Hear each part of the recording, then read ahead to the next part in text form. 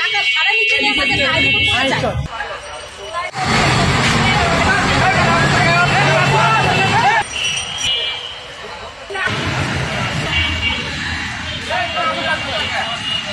সাংবাদিক এদিকে আসো।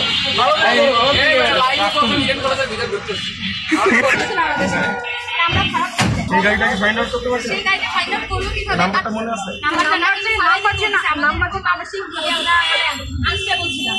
কিন্তু ওই লোককে আপনার কোন ডিপার্টমেন্ট? এখানে যখন আমরা মানে নারায়ণগঞ্জ থেকে উঠি তখন আমাদের হচ্ছে টাকা ভাড়া নিতে নিয়ে আমাদের গায়ের উপর পড়ে যায় এবং হচ্ছে ট্যাক্স করে বিভিন্ন। আর ভাড়া মেয়েদের থেকে বেশি নেয়। আমার কথা হলো যেখানে দিনে গ্রুপে যে বড় সবাই আমাদের বাসা আর আমাদের হচ্ছে আমরা 10 টাকা 5 টাকা লেখা আমাদের সাথে হেনস্থা শিখাচ্ছি আমরা।